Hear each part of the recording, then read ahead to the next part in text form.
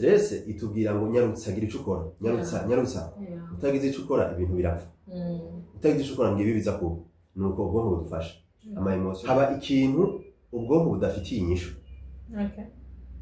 kare byamenetse ndazi ngene naciye nitwara shagiye okay inyishu ndayibona ubundi biramenetse ni rya mbere haciye imyaka 20-25 sinabyumva ikintu nk'ico naho ndabibona ku marezo sociaux cyangwa kuri televiziyo mugasina byumva ikintu nk'ico ubwonko burarondera icyari cyo bukakibura ubwonko bw'umuntu burarondera inyishu icokorwa bukakibura kuko ntibuba bwagire iyo experience ngo bumenye buti bigenda uko ikintu kibaye bukwe na bukwe ikintu gituma umuntu abona urupfu muri ubwo buryo butatu ikintu gituma umuntu agira ubwoba burenze urugero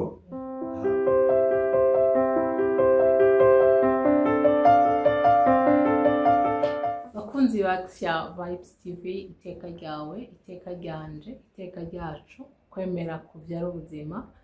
ni mama Nyishu inyuma ya kamera Pasika nziza ndabagumbiriye nibaza ko ari impore murabona yuko imbere yacu dufise umutumire umushitsi wacu nibaza ko aza kuduha ibintu byinshi cyane ibintu by'iteka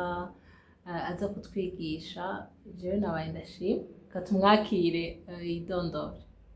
mwaramutse murakoze kandi murakoze no kuri aka kanya mwafashe kugira ngo tuganire neje ndaramukije abakurikirana Action Vibes TV siko nabivuze neza yego hama ndanabifuriza nyine iminsi mikuru myiza ya Pasika kugira bandanya niko abakatolika babivuga iriyinga ryose umenga bakimukanye neza ka Pasika hama je nitwa Christophe Armel arakaza ndoro wampa nize ibijanye n'amagara yo mu mutwe imibereho n'imyifato canke je no kwita psychologie clinique et sociale ni navyo nkora rero mwishira hamwe Carrefour de psychologue Lumière Mpore nishira hamwe nyene mbere n'ubisi mumenga muvuga ngo kwemera kuvyara ubuzima nishira hamwe gisunga cyane inyigisho ya Ecclesia iraba iterambere ryuzuye rya muntu hamwe n'imibano rero tukaba dutera cyane mu bijanye no guteza imbere amagara yo mu mutwe imibereho n'imyifato nziza z'abantu ego turishimiye cyane kuko tuje mu gihe umengo twari tubakeneye twari tubashaka kubera ko hari akantu kabaye mu minsi iheze aho iwacu Burundi mu gisagara cya Bujumbura neza na neza navuga ngo hariho abantu amagara yo mu mutwe yoba yarahungabanye biga none tuvuze amagara yo mu mutwe muri rusange umuntu yokumva iki iyo tuvuze amagara yo mu mutwe dutahura ingene umuntu yiyumva niko ishirahamwe mpuzamakungu ryita amagara y'abantu OMS bivuga ni ingene ubwa mbere umuntu yiyumva hama uko kuntu yiyumva canke yumva amerewe neza cungira nitije ijambo ry'ikinyarwanda novuga kugubwa neza ingene umuntu yumva ko amerewe neza ibyo bintu bikamutuma ashobora kuronka inguvu zo guhangana n'ibibazo byo mu buzima bwa minsi yose agashobora gukora kugira ngo yigirire ikimazi kandi agaterera no mu iterambere ry'abandi cyangwa akagira ikimazi abandi akagira rero imigenderanire myiza n'abandi uyu niwe aba afise amagara meza yo mu mutwe musanzwe ingene umuntu yiyumva ukuntu yiyumva neza cyangwa amerewe neza bikaba bishobora kumuha inguvu zituma arengera ibibazo byo mu buzima iyo tuvuze ibibazo byo mu buzima mu bihe byerekeye amagara mu mutwe imibereho n'imyifato ni ibi bidutera uruhagarara ibi bitubuza amahoro cyangwa twumva umenga biraturemereye umenga biradutuma hari icyo dutegerezwa gukora rero umuntu afite amagara meza mu mutwe araronka inyishu atorera ibibazo bahura navyo akigirira ikimazi agateza imbere abandi kandi akagiranira imigenderanire myiza n'abandi yego amagara yo mu mutwe nibaza ko ari ikirundi kimeze nk'ikere majambo kuko tuze nyine amagara yo mu mutwe umuntu acaye yumva umenga ni mu mutwe ngaha ariko ayo magara yo mu mutwe afatiye hari hose hari novuga ubuzima mu muntu kuko umuntu yacitse ukuguru aragira uruhagarara mu mutwe ntashobora kuba akomeye iyo umuntu arwaye malaria amagara yo mu mutwe yiwe biragoye ko ameze neza ni kuvuga ko urakoze gucibwa ukarabuka tuvuze amagara yo mu mutwe abantu ntibumve gusa ngo parti la tête cyangwa bumve igihimba umutwe oya ni umuntu wese muri rusange ingene yiyumva bikamutuma ashobora gukora ufite ndakagurukanye kubera ko iyo tuvuze ngo umuntu yarahungabanye canke iyo tuvuze ngo amagara yiwe yo mu mutwe ntiyifashe neza kenshi abantu benshi babona automatiquement wa muntu w'umusazi yirukanka mu barabara iryo jambo rero umusazi ntibikoresha ndacyo bituma ndagakoresheje ndacyo bituma byanwengeje urumva ndashaka ko tugize imana tukaronka umuhinga muradufasha kugira ngo tugire nuance mbiga amagara yo mu mutwe kubera iki kuko nibwira ngo bajya twita abasazi entre parenthèse nuko aba yarahungabanye kandi bitangura bukebuke akazogera kuri rujya rwego tumubona rero mwavuze akantu keza numvise ngo ni ukuntu umuntu yiyumva ciye ntandukira rero ku vyabaye abona ibi bintu biheruka kuba byasanze hariho abantu b'imyaka yose ni kuvuga hariho ababaye mu ntambara bumvise amabombe menshi cyane gusumba hariho abahunze bariruka bagize no kuvuga ngo bafise notion ku ntambara nibwira ngo harimo muri bo aboshobora kuba baravyakiri ariko kandi ugasanga harimo abasa nk'abatonekaye bo ndacavuga ati yo mukama biriya bintu birasubiriye hama harimo abana batari bwigere bumva bijya bintu no kuvuga ngo bobo nibaza ko bahamutse beaucoup plus rero tugaca tuvuga none mbega je nkunda kuvuga ngo abarundi twese ubundi twarahungabanye nuko gusa amadogre atangana ndavuga nti none muri iyo migwi umva rero bashobora kuba barabonye ibyo bintu nk'barumvise nk'uje nk'ubu nihereyeko bon je naravyumvise ngo birabaye mejewe nta bishasha numva bon okay byabaye habaye ibintu birababaje harimo ibiki n'ibiki mugabo si big deal donc nagize imana biraheze mugabo ndazi ko rero nk'umuntu gushika no munsi atariyumva atarumva atekanye none ko amagara yo mu mutwe ari wa muntu uko yiyumva none twebwe mbega gute twobona uyu muntu wacu uyu mwana wanje uyu mufasha uyu mushinga ntahe uyu muvyeyi uyu mubanyi uyu mugenzi ni gute nomenya ngo amagara yiwe mu mutwe ntiyifashe neza ni gute nomenya ngo yahungabanye urakoze niko ndavuga nti muri ivyo mu buzima bwacu mu byo dukora ntidukunda kuvuga turakoresha ijambo umusazi tuvuga ko ari umuntu afise indwara yo mu mutwe kuko abantu rundi kubera ubukene bw'amakuru ku bijanye n'indwara zo mu mutwe canke amagara yo mu mutwe bibaza yuko umuntu wese agwaye mu mutwe aba bavugana umusazi bavugana umusazi mugabo sivyo kuko mu bisanzwe umuntu burya ntabwo ibisazi umuntu agiye gutohoza mu mamuko y'ijambo ibisazi usanga ari indwara y'imbwa rage de chien kera rero abarundi babona iyo umuntu byasaga ahungabana akabwira indwara yo mu mutwe imutuma kudurumbanya ibintu kutaguma hamwe kumenagura ibintu cyangwa gushwana gukara baca bavuga ko yameze nk'imbwa yasaze bagaca bavuga ngo yasaze bica bihera ngaho bavuga ngo indwara y'ibisazi mugabo ubundi mu by'ukuri nta ndwara y'ibisazi ibaho zirafise ingene zitwa mu majambo nyene y'abazitanguye kuziga niyo zazananye mugabo ni ijambo umuntu ashobora gukoresha ariko abantu bose bafite indwara zo mu mutwe ntibaba bagira bijya byo gukara no kumenagura n'ibindi nico gituma bivuga cyohoye rero muti ni gute umuntu yomenya ko uwo turi kumwe umwana wanje umuvyeyi umubanyi umugenzi yahungabanye kubera ko turiho tuvuga ijambo guhungabana wabuze uti munsi n'abatandukanya kugira ngo tumenye n'iryari umuntu yahungabanye n'iryari yo bameze neza nimba ari cyo ngira no bamera nk'utahura kubera turiho tuvuga ijambo guhungabana tuvuga guhungabana iyo hariho amakuba yabaye iyo hari ikibazo cabaye umuntu ntaronke bwa bushobozi bwo kugitorera inyishu hakiri kare bitarashobora kumunanira cyangwa kurenga inkombe niko bivuga ariko umuntu ibimenyetso agira iyo yahungabanye birashobora no gusa n'ibimenyetso agira iyo yagwaye cyangwa yagize indwara yo mu mutwe rero tugaruke ku guhungabana ico no kwita ihungabana riza inyuma y'amakuru.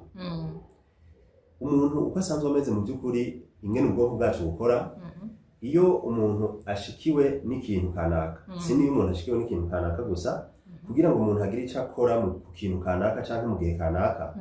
atangura kugira icyo yumva cyangwa icyo abona. Tuvuze icyo umuntu yumva, ni ukuvuga ko bica muri ibi bihimba bidufasha kumva, nicyo twakwita organe de sens, hamwe n'ibihimba bidufasha kubona. Ibyo navyo ni ibihimba bitanu bikuru bikuru. Ni amaso adufasha kubona, hakabaho amatwi adufasha kumva ibivuga, hakabaho amazuru adufasha kumva ibimota cyangwa ibinuka, hakabaho ururimi rudufasha kumva nahone ibisosa, ibirura, ibikarishe, nuko hakabaho rero novuga n'umubiri udufasha kumva ibyo dukoze ko ukuntu bimeze. Rero ikintu cyose ubwonko bukorako cyangwa butorera inyishu kizanana muri ivyo bihimba bitanu bidufasha kumva no kubona ibihari. Nivyo byakira ubutumwa buvuye kuri bene wacu cyangwa buvuye aho tubaye. Iyo rero ubutumwa buje burinjira muciye muri ico gihimba cya bwakiriye nimba ari ugutwi, hanyuma bukajana umutsi insoza bwenge wakira ubutumwa buvuye mu matwi, ubwo butumwa bugashika mu kibanza bushikiramo mu bwonko, cyane cyane mu gihimba bita cortex préfrontal. Hanyuma aho oye niho imitsi nsoza bwenge ica yigira icyo ubwo butumwa buvuga.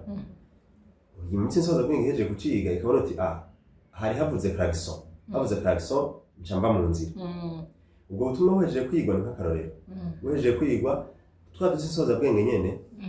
duca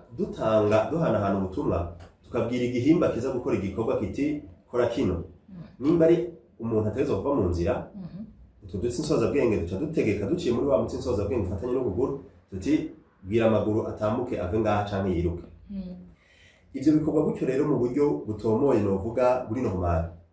kubera ko umuntu araronsa ubutumwa yaronse mu bwonko bwiwe no mu bubiko bw'ubwenge bwa kera cyangwa bwa kure, cyo no kwita muri inconscient canke muri mémoire à long terme, aho mu bubiko bwa kure bw'ivyo umuntu azi hamwe hari ubwenge, hari ubumenyi, hari amashusho umuntu yabitse mu mutwe n'ibindi nk'ivyo.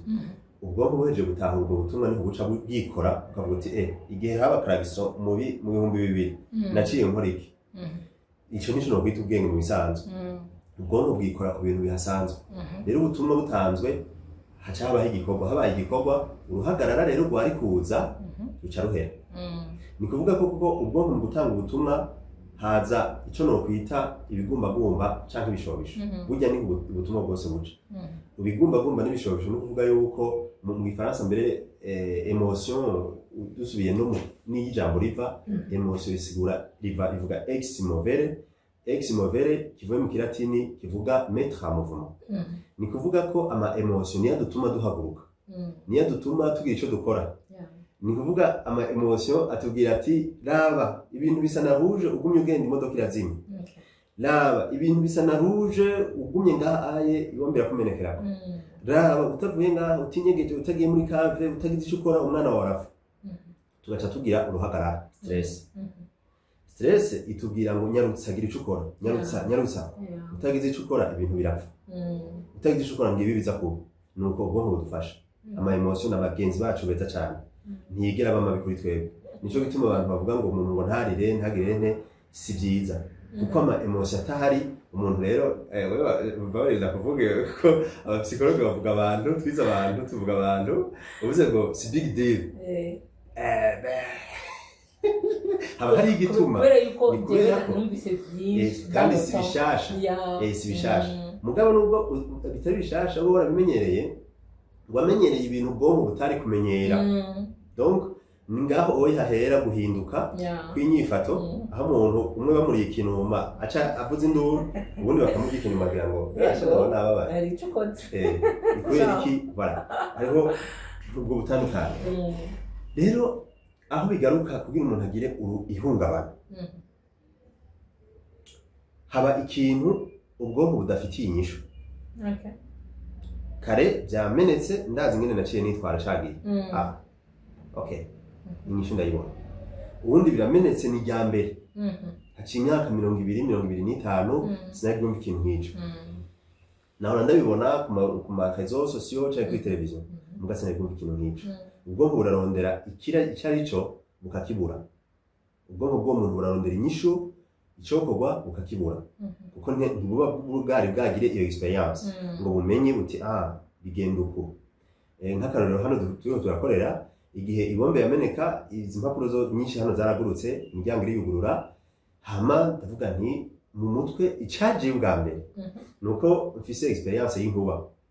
mugabo ndumva ko umenga biri hejuru y'inkuba. Hama sanze kuraba abagenzi sanga batembagaye bagwa igihumura, canja mu byo kubegeranya, kuko jewe nanje mfise ukuntu nakira ko muri ibintu biremereye, ndabafasha ndabegeranya, hanyuma mu nyuma ndarondera icokorwa. Maze kwiyumvira rero ndavuga nti okay, naho nkorera hano mu bitaro burya nta muntu ariko ararondera, naho yobora amabombe nta ariko ararondera kuntera ngaha. Reka rero abantu ndabegeraniza ahantu nko muri kave, hanyuma ndababwiye ko atawe uriko arabarondera, batekane barindire aho baza kuronka amakuru ashobora kubafasha kumenya ibyo arivyo. Kumenya ibyo arivyo kubera iki? Kubera ko ihamuka rizana na kudatahura, kutaronka inyishu ku biriko biraba. Rero ntaciye kure ku vyo guhahamuka, habaho ibintu 4 bikuru. Habaho ikintu ca mbere twita effroi. Effroi ni kuvuga ni ubwoba burenze ubwoba, niko nobivuga. Ni ubwoba burenze urugero. Ni bwa bwoba kandi navuze ubwoba ni nka stress, la peur, hama stress nayo mu ruhagarara ruzananye ku bwoba. Rero iyo tuvuze effroi ni hahandi stress takihari, umuntu habaye ikintu abona umenga mu mutwe hariyo ibintu byera, abona umenga nta kintu kihari, abona umenga aragaragara, ntabona ibyo arivyo. Iyo sinzi ko nk'umuntu bakubise ikofe, hari umuntu ashobora gukubita ikofe akabona umenga arataye ubwenge. Voilà, iyo umuntu agize accident, ari nko mu modoka aza guheruka ikimodoka kimwe kimwakije amatara, munyuma agasanga aryamye mu bitaro. Nuvuga igihe kijya kimodoka cakubita yaciye abona mu mutwe ubwonko budatora ico buri gukora, haca haza voilà, hari ico kintu bita effroi, ubwoba burenze urugero buca butuma ubwonko butaza kuronka kanya kuja kurondera ya nyishu muri bwa bubiko bwa kera. Ica kabiri kiranga ikintu twita yuko habaye novuga amakuba twita nko kugarukira ku cobo, nivyo jambo rero ndarondera, nuko ari ikintu kiba bukwi na bukwi, rimwe na rimwe. Donc ubwo nyene utaruciteze, kuko iyo umuntu afise stress ni nkaho hari akantu kariko karashonda, ni nkaho hari akantu kariko karashonda, none ibi bintu ntuvyumva. Stress iraguteguza, stress irakubwira iti raba utore inyishu. Burya bariko baraza kugutora hasigaye iminota 30, muga muri iminota 30 ni myinshi cyane ku bwonko, urashobora gutora inyishu. Muga tuvuze ikintu cyitwa soudainete, ikintu kibaye bukwi na bukwi, donc baraho uriko urakora ibintu, hanyuma hari ikintu rero uza kugira ubwibona kirabica, cyangwa wumvise ikintu kimeneka, nivuga kugira habeho kugarukira ku cobo, hari ikintu kiboneka kiba, ni kumoterwa n'ikintu canke kubona ikintu canke kucumva. Rero nk'ubu umuntu aba yarahamutse nko kubera bijya byabaye, muri we hariho urwamo ruhaguma, hari ikintu camenetse. Ni kuvuga ko ico kintu camenetse bikenewe gusa ko umuntu aza kugura umwango mu nyuma tutaza kwishikako ku ngaruka. Umuntu yuguruye umwango gusa, umuntu nuhagarara agira ati ndapfuye umwanya mwanya, havuze hakorose igikombe hasi, ni ya bombe nyene turabishikako. Ni kuvuga hariho ikintu rero kiza kuba kikaba rimwe na rimwe. Ikindi kintu ca gatatu kiba ni gusoma urupfu canke kubona urupfu. Kubona urupfu ari naco ngirano kwita muri rusange ngo cobo, nuko umuntu ashobora kubona urupfu wiwe nyene babati nari mfuye, bishobora kuba muri accident, bishobora kuba mu ngwano, bishobora kuba umuntu bara ingene umuntu abona urupfu arabona mu buryo butatu. We nyene ubwiwe gihagize isanganya, ugasanga haje cya kintu cyitwa effroi, yibuze yataye ubwenge cyangwa yabuze cyakora, yarondeye mu bwonko arabwicara gukora. Ikindi ni igihe umuntu abonye uwo bari kumwe apfuye bukwi na bukwi, yiteguriye kubona yuko agwaye canke aha gashobora gupfa. Bivuga umuntu muricaranye, hanyuma igisasu kirinjiye kimuciye umutwe, aho nyene ucubona urupfu ubwo ari ingene rumeze, kuko urupfu mu bisanzwe mu buzima bw'abantu ntiruboneka, urubonye abatakiriho. Nuko ubwonko bwacu bumeze, nuko umutima wacu uca unanirwa no kuvyakira. Ubwa gatatu ni igihe umuntu ashoboye kubona imivyimba canke abantu batakaje ubuzima ntibaronke umuntu abegeranye cyangwa bafubane iteka. Ivyo bishobora kuba nko mu gihe c'ingwano cyangwa igihe habaye amasanganya ari nko mu ruzi, ari nko mu myonga, ugasanga abantu batakina ubuzima bariko barareremba ku mazi, canke imodoka yatembagaye umuntu akabona abantu bariko barakura abantu barangije ubuzima bwabo bariko barabakura mu vyuma umuntu akabibona. Muri uwo mwanya rero umenga nta ngorane. Donc ni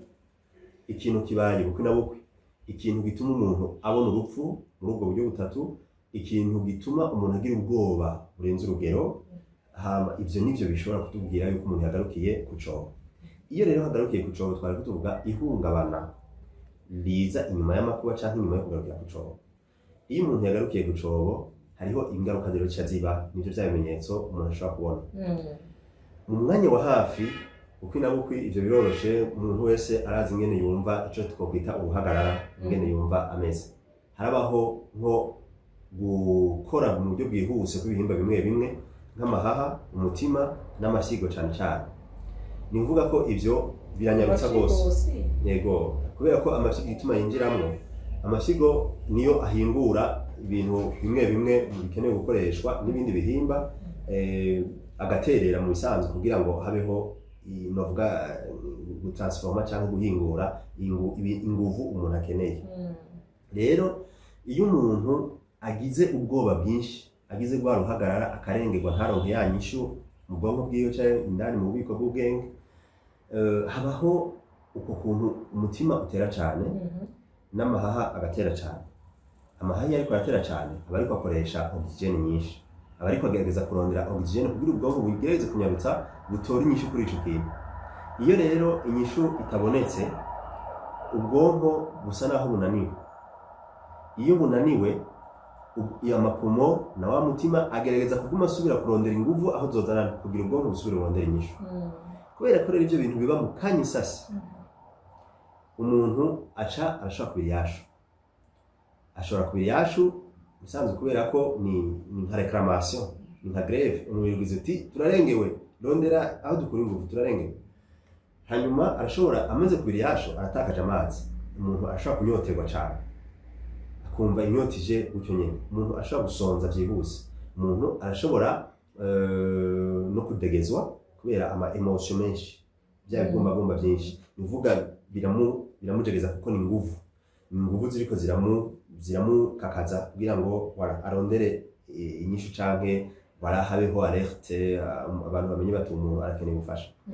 kujugumira. Hanyuma kubera ko habaho gukora kw'ibihimba bimwe binyarutsa, ni naco gituma nk'amafyi gituma aja nko mu gukora, nk'umuntu ashobora kuja kuri petit besoin, kuja gusoba n'ingoga canke kuja ku mwanda mukuru mu buryo bwihuse umenga umubiri wari witeguriye kubikora kuri urwo rugero. Ivyo ni ibintu bimwe binyaruka ngaho nyene. Umuntu no muri ico gihe nyene caho nyene ibintu bikiko biraba ashobora guca meneka umutwe directement, akumva umutwe uramenetse. Hanyuma umuntu ashobora kugira ibizunguzungu, yagize ubwoba cane, akabona umenga ibintu bibaye umwijima canke akazungurika. Hanyuma umuntu arumva umenga hari ikintu gitekeye, biravana n'ico twita zone d'échange neuronale. Ni kuvuga ahantu ibintu byose biduhamagara canke bidusaba kwishura mu mubiri bihurira. Ivyo rero aho bihurira bivana n'umuntu. Hari umuntu yagize ubwoba yumva umenga mu muhogo amenga harazibiye ukuntu. Hari umuntu agize ubwoba yumva umenga mu gikiza haramerewe. Hari umuntu agize ubwoba yumva mu nda hari umuriro. Hari ubugira ubwoba akumva ababara mu mugongo. Donc biravana n'umuntu. Ivyo ni ibintu biba bukwi na bukwi aho nyene umuntu iyo agize ikintu kimuteye uruhagarara adashobora gutora inyishu. Aho rero tuvuze bukwi na bukwi, ni kuvuga kuva iminota ubusa gushika n'imiburiburi nko ku munsi umwe mu masaha 28. Iyo hamaze kurenga amasaha 28, haca haza uruhagarara rushobora kwiyerekana mu bundi buryo gatoya. Ni nk'aho umuntu ashobora guca abaho umenga afise akayabagu kenshi canke akabura akayabagu. Ni kubura itiro. Umaze kugenda kuryama akabura itiro, naco gituma tuvuga inyuma y'amasaha 28 ibintu byabaye aciye amasaha 28. Mbega umuntu yabibonye nimba avuga ko atakibazo yagize, niyaryama biza kugenda gute? Yaronse itiro canke ntiyarironse? Aronse itiro rimeze gute? Itiro, hariho itiro tuvuga ko rifasha umuntu kuruhuka, n'irindi tiro mu bisanzwe taco rifasha ku bwonko. Ni umuntu ashobora gusinzira agaca akangagurika, canke agasinzira agaca agira ivyo twita amakoshemar, hakagaruka ivyo umuntu yabayemo canke ibisa navyo bishusha navyo bigomba kumwereka ngo naho uri kuvuga ko atakibazo wagize atabufasha warondeye bino bibazo ntivyatorewe inyishu ntitwabimenye neza nyakubahwa ubwonko buba buriko burakubwira burya ibi bintu ntivyaheze nta kuntu vyotorerwa inyishu tubipange hehe tubishire hehe kumenga ntitubona aho twobishira bino bintu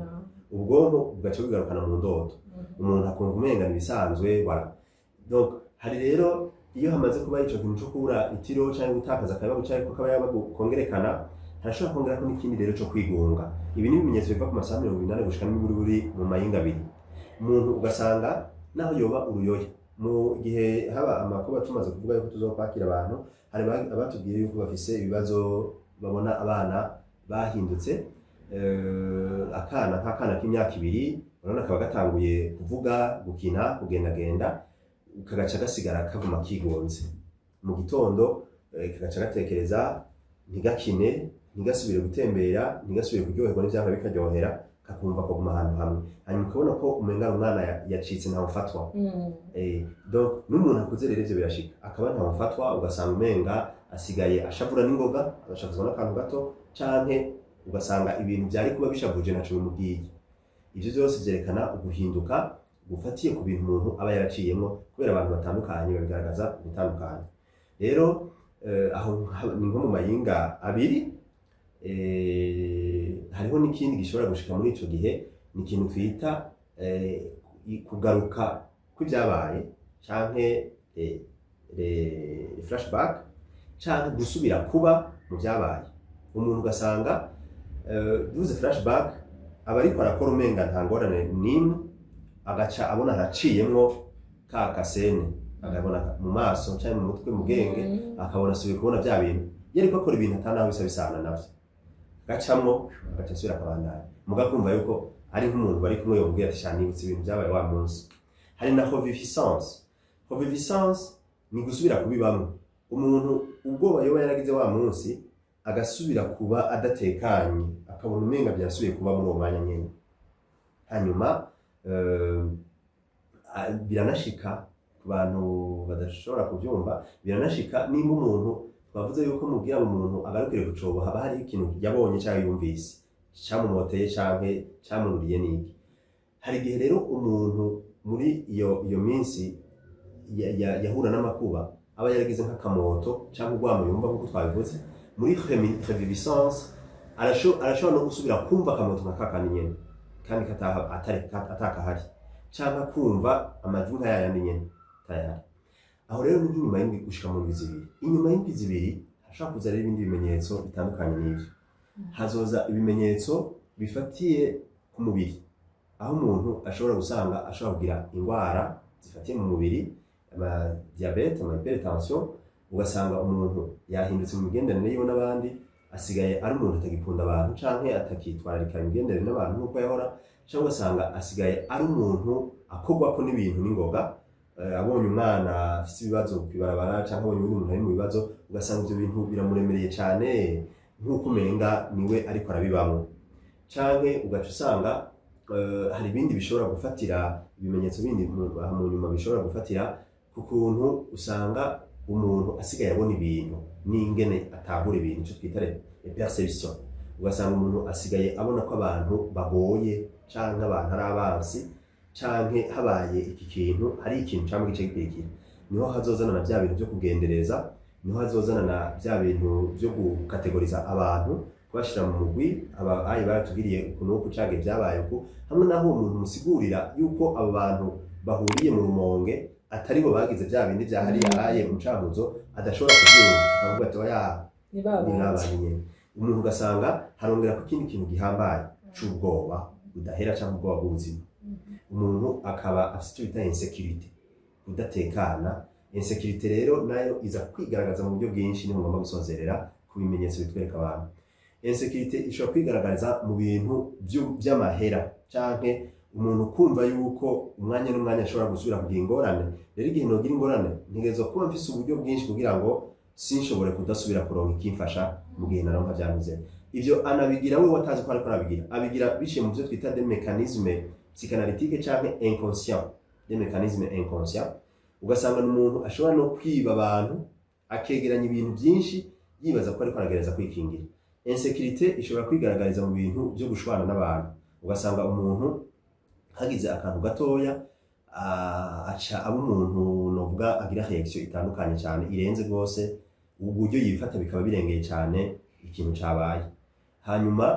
iyo insécurité ishobora kugaragarira mu muntu usanga asurveya, donc agomba gukontrola abandi bantu n'ibintu byose, ni kuvuga umuntu nk'umuntu abantu bubakanye usanga arakontrola cyane telefone, ryari bugaye umwango ryari batawugaye. Hanyuma insécurité ishobora kugaragarira mu byo twita amaphobie. Phobie ni kuvuga kugira gutinya ikintu muga mu by'ukuri kitagitinyitse. Izo phobie nazo ziza kubera iki? Ziza kubera bya bintu byabaye muri cagihe. Ni kuvuga umuntu nk'umuntu yahohotewe n'umuntu apima 1 metre ou 1,50 m, arashobora guca yanka abantu bose bareha n'uyo muntu,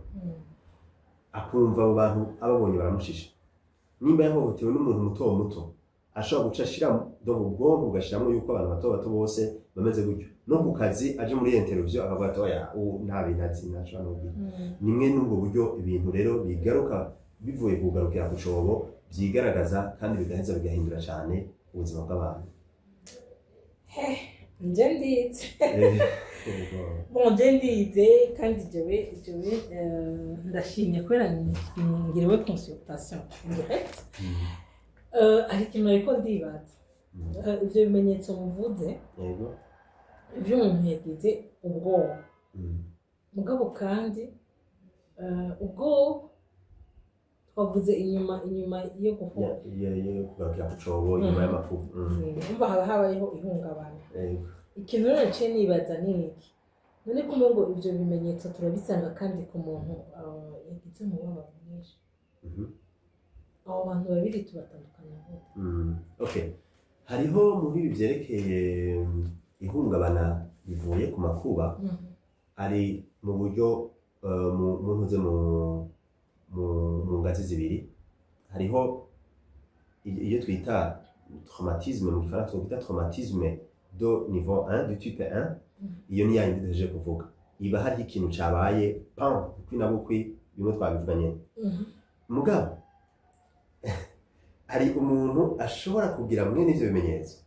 kubera ko ubwo bubabare bwagiye burisubiriza igihe kirekire.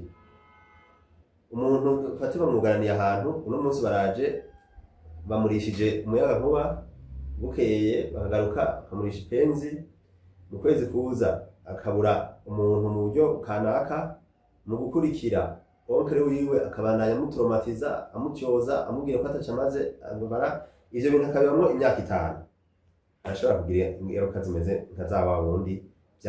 byagwa ko rimwe na rimwe gukina buko. Kubera ko aho twovuga yuko bikunda kuba kenshi ku bantu babana n'abantu bafise ubumuga bwa kamere ya muntu twita perversion narcissique. Perversion narcissique canke les personnes bafise ikintu twita manipulation, baba manipulateur, n'abantu baba bagomba kwifatira mu vyara umuntu, bakaryoherwa nuko umuntu bamukontrola canke bamukoreye ikibi. Ni ukuvuga ko umuntu aryoherwa nuko uwundi ariko arababara, uko aboroga, uko abutabaza, uko avuga yuko bitameze neza, uwundi akumva ariko aruzura, akumva araryohewe, akumva ati ndi umugabo kabisa namukomesheje. Iyo rero umuntu yafashwe mu vyara n'umuntu twita pervers narcissique, ubwonko nabwone aho bihuriye n'iyo traumatisme yayindi baye rimwe na rimwe, yamakuba baye rimwe na rimwe kuko nabokwe, aho bihurira nuko ubwonko burondera inyishu kuri ico kintu bukayibura. Ubwonko burazi ku minsi yose ashitse adodoye ni kubera ko haca haba ikintu kanaka. Nkuko ufata imbwa ukamukubita ku ikengere ugaca wihinyama. Umuntu azi yuko iminsi yose traction ivuze ku irembo, hariho umupapa agomba kare, agomba amenye ibintu, iyo ntuze yayo makuba arashobora kuba co kimwe mu gihe baye igihe kirekire. Yego. Umva abo bantu babiri bashobora kugira ivyo bimenyetso co kimwe. Bisigura ngo na wa wundi ca kindi caba soudainement mu gihe adafashijwe umva bishobora kuzoguma vyiteze abo babiri bose baba bakeneye ubufasha bwihuse mu by'ukuri kuko iyo badafashijwe hajya twavuze ngo hashobora kuza indwara nabivuzeho ndabirengana indwara zo mu mubiri n'izindi mugabo muri izo ndwara zo mu mubiri dushiramo meme de maladie psychiatrique dushiramo akabonge kabije dushiramo indwara zicuri ku bwenge hamwe umuntu usanga asigaye yegeranya ibintu byose atora ibyatsi n'iki n'amasashe kubera ko hari igihe yagize uruhagarara hanyuma arabura ingene atora inyishu yararengewe no ni kuvuga ko hariho ikintu twita resilience cyangwa ubukomezi za nguvu zo gutorera ikibazo inyishu ni kuvuga ko iyo umuntu afite ikibazo kujya kuntu nka kujya ku mugozi abantu banikira ko impuzu ku mugozi wanikira ko impuzu wanikira ugashira ko amakuvureri ugashira ko ibipantaro biremereye ugashira ko ibikoti umugozi ugatera umanuka ni kuvuga ko akagozi ko kwikingira kandi twavuga gatuma umuntu atorera ibibazo uko ahura n'ibibazo niko gatera kamanuka niko gatera karemerwa hanyuma umuntu hajya rero umubonye agwaye mu mutwe cyangwa atanguye kuza arivugana yihonda ni kubera ko ako kagozi kariko kararengerwa biba bikenewe yuko yari kuba yarafashijwe hakiri kare kurondera umupsikologe kumurengera icyo dusozerera ko kurondera umupsikologe ntibyategerezwa kurinda kuvuga ngo natanguye kubona ibimenyetso ngo mangende umuntu afise ikibazo adidaniwe avuga ati jewe iki kintu kirandemereye simoni ngene no kigenza umuntu amoresha ameze uku cyangwa umuntu tubanye bimeze uku nuku nuku ni byiza ko arondera ubufasha hakiri kare ko tumaze kwakira abantu benshi baba bararwaye mu mutwe rimwe na rimwe usanga n'indwara ziremereye biba bitagisubira inyuma kubera iki kubera uko kuntu yabaye muri ico gihe cyose ntashobora kwivuza muracyasakatse ku bakunzi bacu jewe naragize ikiganiro ndababwira ko moi j'ai fait une dépression hama ikintu cantangaza muri uwo mwanya jewe nasombra ndavyumva nkagenda ndavyumva ibimenyetso bikaza ndavyumva hama icari kibabaje uwo nabibwira wese iwango ya donc je disais jewe sinkiri jewe ndavyumva ndumva ko je suis vraiment à la limite rero ubu ikibazo jewe ncangira ni donc en fait mpora nibaza muratubwiye ngo muri abahinga nibaza ngo la dépression on peut la faire aujourd'hui hirya y'ejo tukazogira iyindi na hirya y'ejo bivanye n'ico ivuyeko rero ikibazo ncangira nimba jewe nari muri carrière médicale ndi proche y'abari muri iyo secteur niba narageze kuri stade nagezeko alors que jewe naragira naravuga naratanga utuntu umva de fois haraho bacavuga ngo nkane naka nk'ovyo vy'umwana yigunze cumva umwana yavyutse atekereje ikibazo rero ncangira ni iki urumvise ko je nakubwiye nti je nteri big deal donc jewe n'ubu vyabaye numva nyene ntohungabana mugabo urumva ni ko quelque part j'ai eu ma dose rero ncangira ubwoba nkaca mvuga ubwo ntituriko turasista abantu bahungabanye ataco turiko turabamarira pour le moment donc cri d'alarme kugira ngo twumve ko nibwira ngo kugira ngo twumve ko dukwiye guhaguruka ni guprena conscience kwihungabana ribaho kandi rigira n'ingaruka mbi à long terme nkuko mwabivuze urumva za ngwara nziza peut-être zitanakigenda parce que on va se rendre compte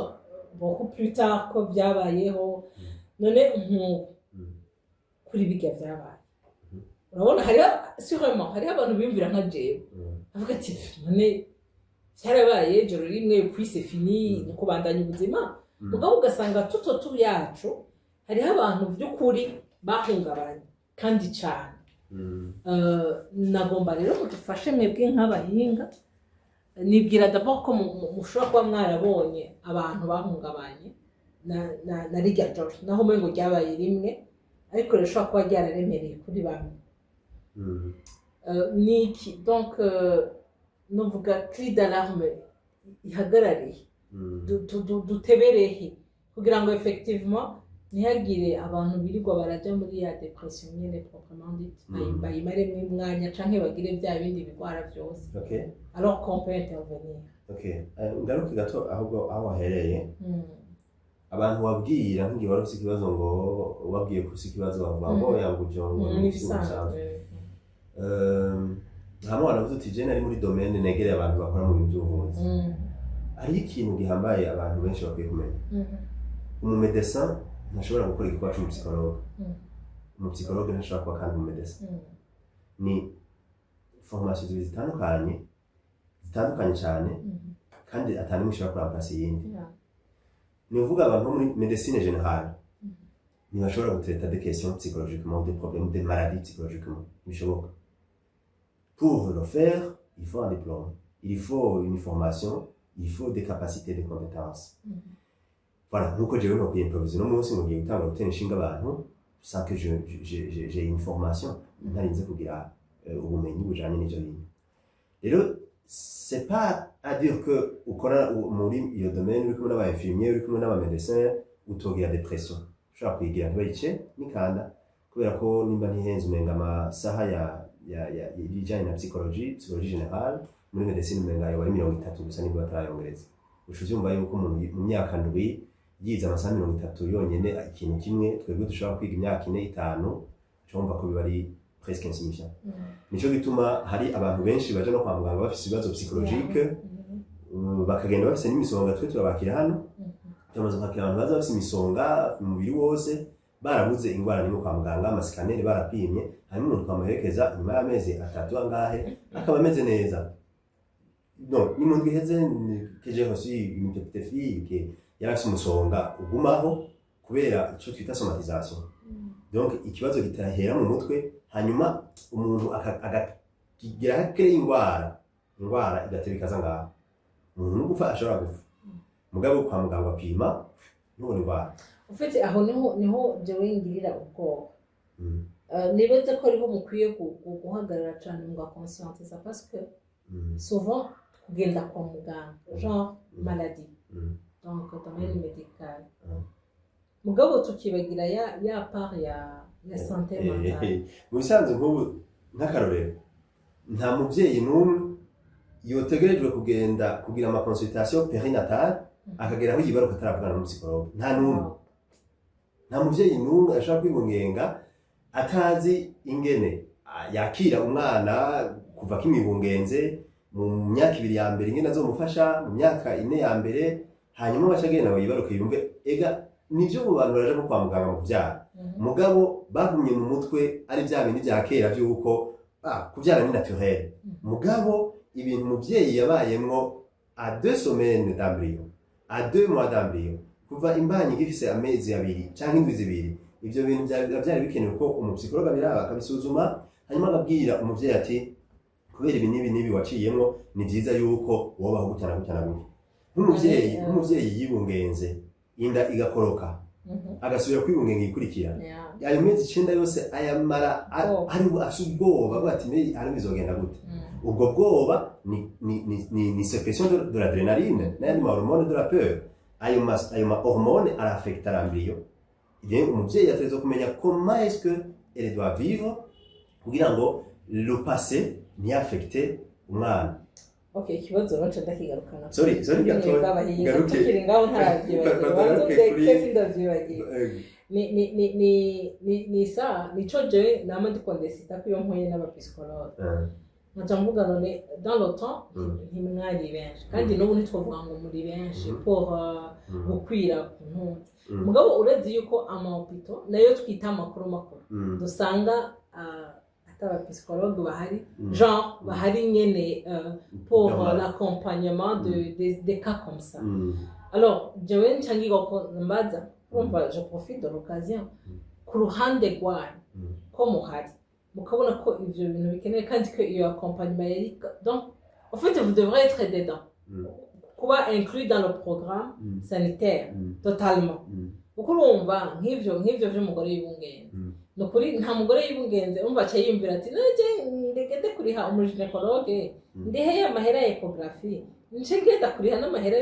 ufite no kuba bivuze twebwe tuba twumva umenga ibyo bintu by'amakonsultation ya psychologue ni bya bindi by'abanyamafaranga n'amakaprice quoi mugabo urumva uri kuravyumva c'est capital même je dis souvent que c'est là où réside le tout normalement batezo kuba inclus dans les programmes sanitaires à tous les niveaux kandi nka hôpital dufatize dufise za nka clinique ntihotezo gukora nka moins de 5 psychologues kuko kandi niyo hakoreye abapsychologue nko muri clinique imwe nka batanu hatezo kubaho au moins 2 psychologues qui s'occupent du personnel kandi bari externe muri iyo nzego kubera ko le personnel les émotions wavuze ngo nakorera nk'ahantu nukuvuga nk'iyo uri kurasista abantu qui souffrent ukora muri chirurgie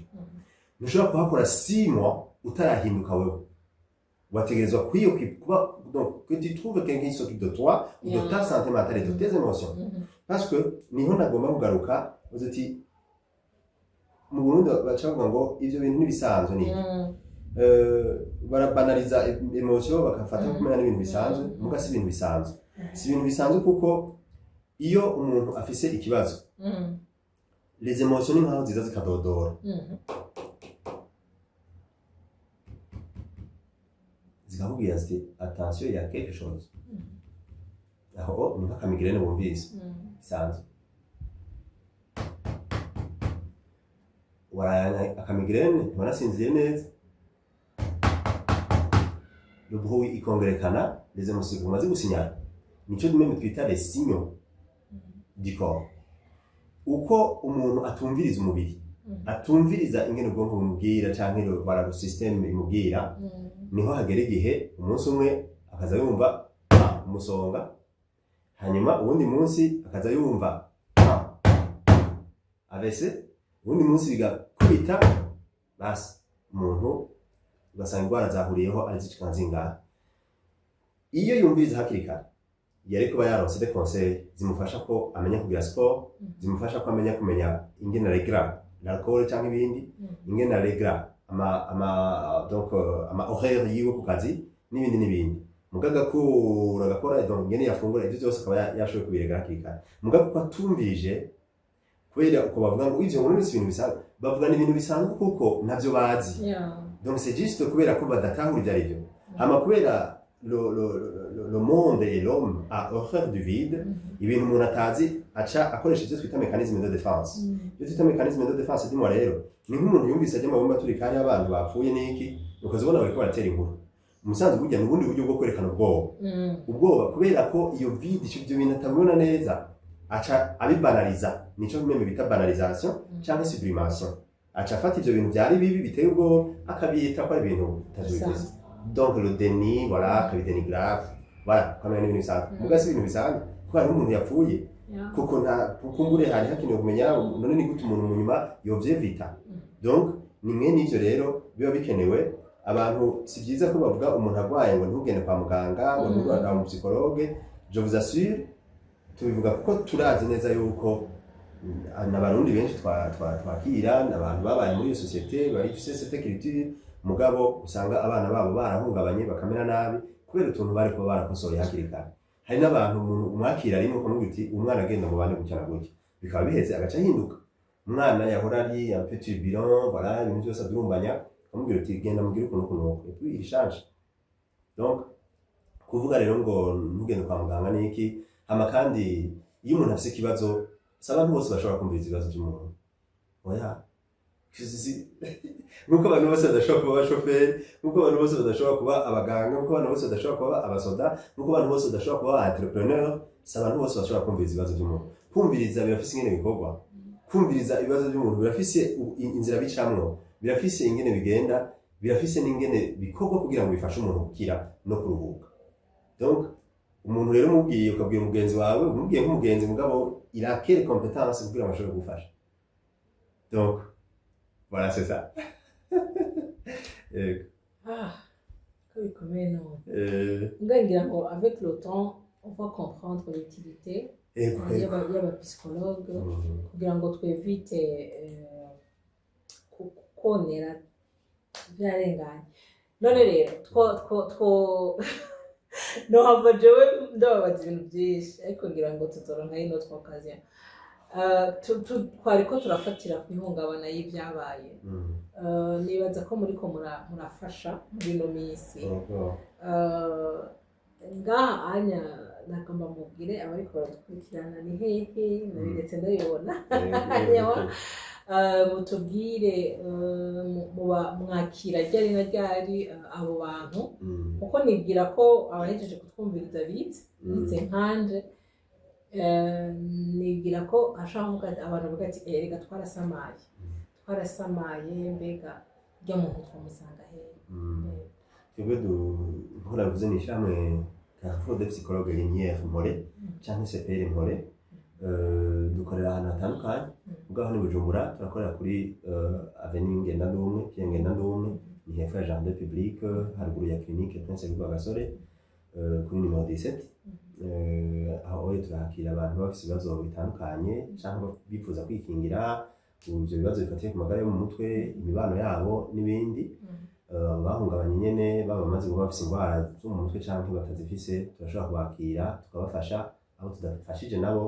kuko ubuvuzi bwama gukorana n'abandi tukagira tugaheza tukabaruka ahandi turakorabora kandi n'abaganga bavuza imiti kugira ngo bashobore gufasha abo baba bakeneye gukoresha imiti voilà ni umuntu akeneye kutwandikira ngira ashobora no kugenda ku marezo sociaux aradusanga kuri Facebook aradusanga kuri Instagram aradusanga kuri X arashobora kwandika Psychologue Lumière Burundi Psychologue Lumière Burundi cyangwa agahamagara kuri 79 106 192 cyangwa 79 95 95 ubusa yego murakoze narifise akabazo gatoya nyirambaze mbere ko turangiza ikiganiro mwavuze yuko hari ingaruka ku muntu yagize igihungabana atitaweho ko umuntu yagize ubwo waca nk'umuntu yagize umubabaro tukaguma tuvyita bitoyi mbega none ko hari igihe batubwira ati naka nta kamaro ko kumutwara kwa muganga ivyiwe vyararengeranye abo bantu mubahanuye iki mutubwire ni ryari tuba dukwiye kunyarukira kwa muganga none mbega nivyo yuko hari umuntu haba hararengeranye canke aho umuntu twobonera donc twoprenera conscience ko umuntu bitameze neza aho twobonera hose mu by'ukuri kugira ngo umuntu ashobore gufashwa neza mu bijanye n'amagara y'umutwe imibereho n'inyifato yiwe kugira ngo ntagware canke ngo agware kubera aho yoba atagishobora gufashwa mu gifaransa bavuga ngo